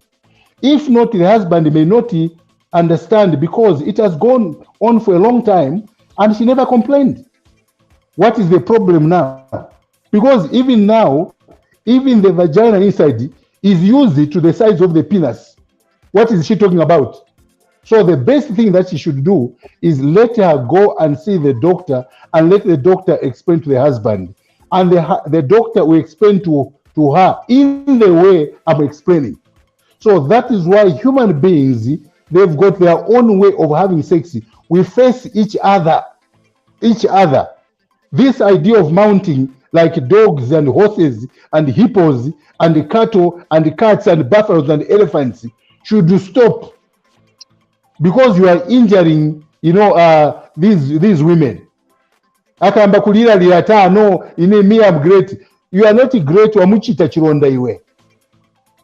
Evangelist, I have a question. Ask. I have heard what you said about mounting and everything, but I interact with a lot of people, and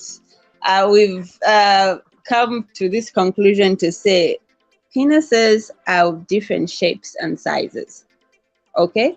There are some that say my husband, it curves upwards. No, my husband, it curves to the left. Others, it curves to the right. Others, it is straight.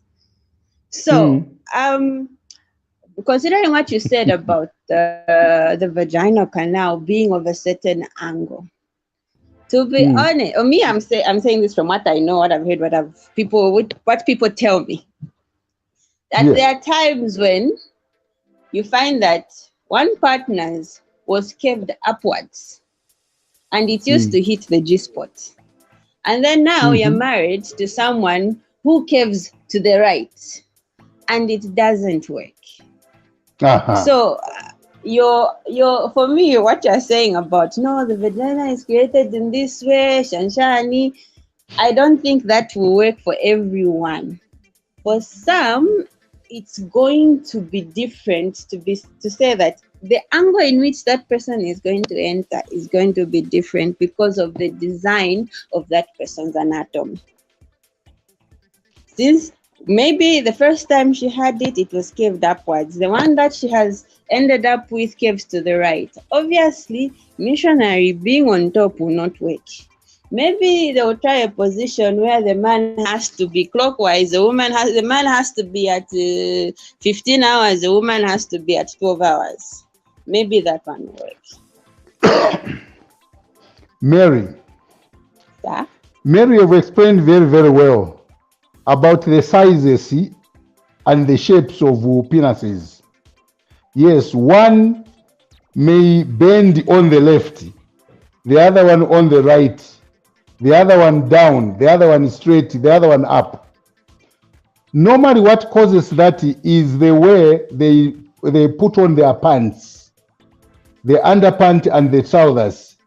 If when he puts on his pant and then he pushes his penis to the left all the time, in the end, it will take the lefty shape. It will start pointing left, or it will be indicating to the left.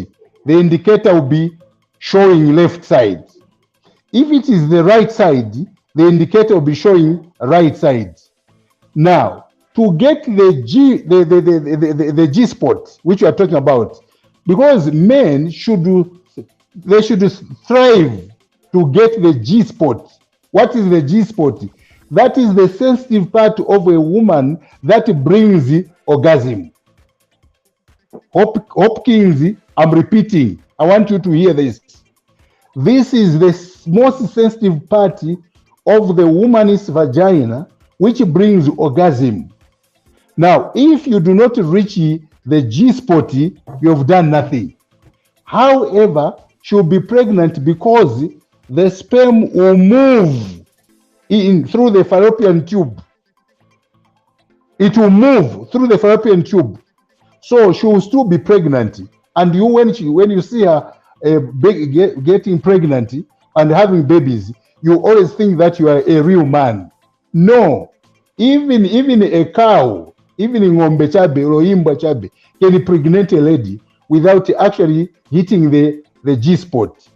So what am I talking about? What I'm talking about is that, going by what Mary said, the issue here is that men should be able to reach the G spot so that the sensitivity is achieved and the person is happy. So does the size and the shape matter? Yes, it matters. It matters. Why do you think you put on Hopkins? Why do you put on size 8? Size 8 shoes goes together with the size of your body. Yes. You understand? So if you are going to put on size 2 with that kind of a body, you'll be like an elephant which has got small legs or legs of a kalulu. So you look very, very fun.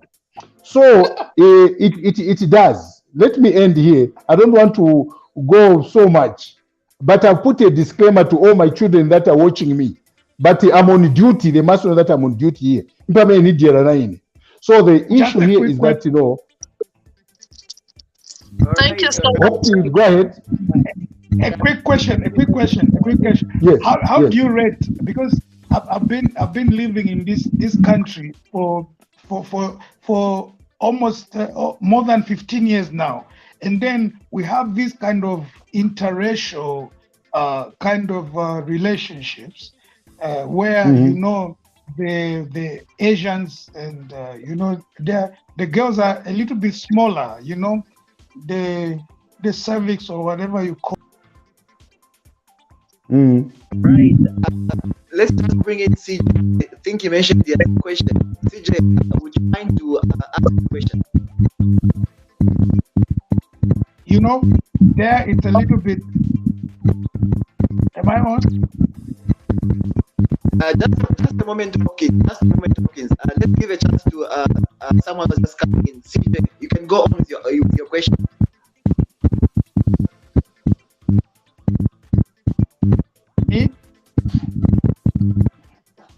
Okay, we still not CJ.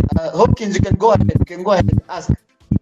Okay, so I'm talking about, you know, like some of us who have been most of my friends, actually, even myself, some time back, you know, in the East we have these people are very short and they have short, you know, kind of entrance.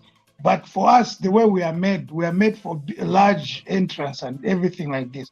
So the problem is that in this case, they say they appreciate us so much, and yet at the same time, they say their men are not really enough for them after they've tested what a great one is. So is interrelations in that way, how do you comment on this kind of? Because I mean, sometimes when they cry, you think they are crying because it's hate, but actually they are crying because it's nice, you know. So this kind of reaction. Hopkins, your question is that because interracial relationships that you have had with the well, let me not mention the whatever the race.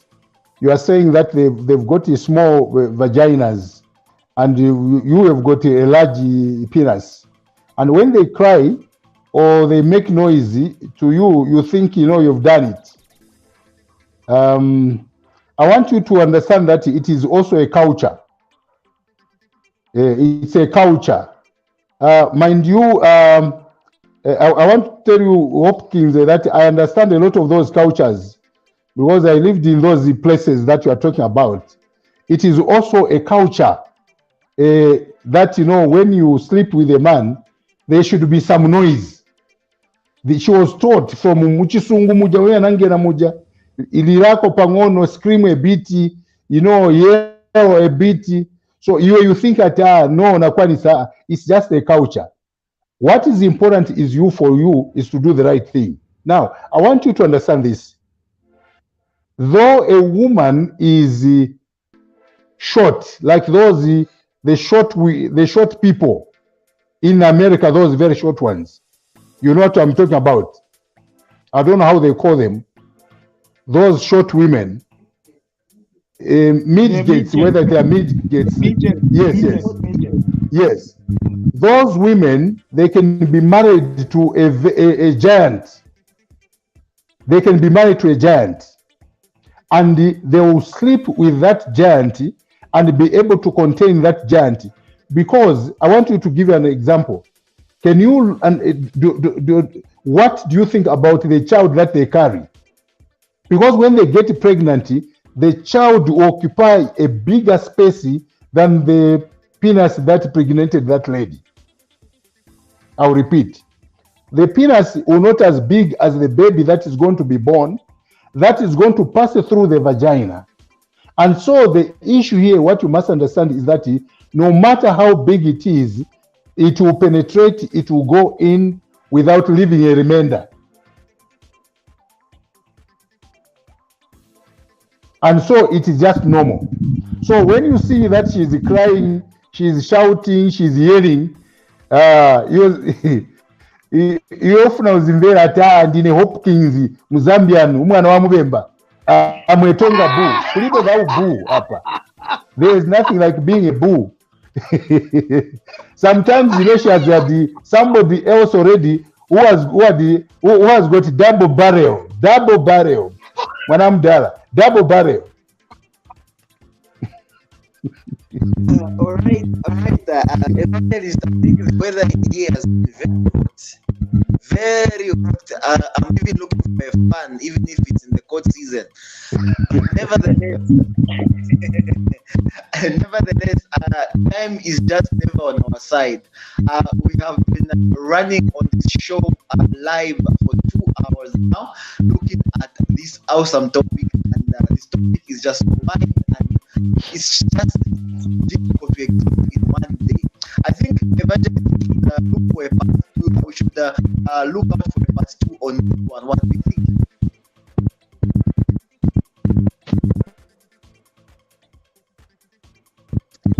Can you hear me, the Evangelist? I didn't get the last statement. I'm saying, should we look out for part 2 on this one? Yes, we can have part 2 up to part 3. We can have part 2, part 3. Yes. Now, part 2. I'm going to talk about what hinders good sex, and then I'm going to talk about how it is done. Here, I just gave you a general view of what happens. Now I'm going to tell you about what hinders it, and then from there, how you can better it. Then the part 3, I'm going to talk about the benefits of sexual intercourse to the body, how the body benefits from sexual intercourse, and how those who do not have sex, how much they are losing out. Like those priests who do not want to marry, how much they've lost.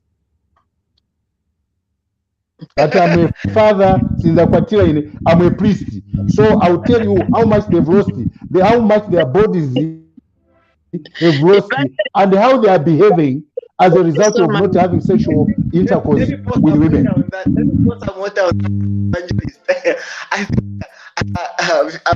Beloved viewers, we thank you so much for having tuned in to watch us on this edition of Nsaka on Ubuntu channel, right on Twitter and on YouTube. Thank you for the time you've been with us from 9 o'clock. We thank each and everyone who is in the studio. And I think I'll request everyone. But Himba has run away. Himba has run away. I told her that she will run away, she will hide. Himba is hiding. It's too hot. The kitchen is too hot for her.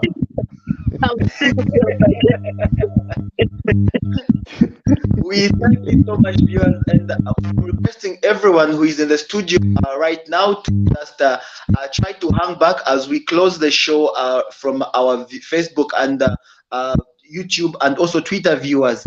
At this point in time, on behalf of everyone who is in the studio, our able counselor, that's Evangelist Shaabula, myself, Lance, Himba, everybody else who is in the studio, good night, and hope to see you next week for part 2 of this very same. Good night.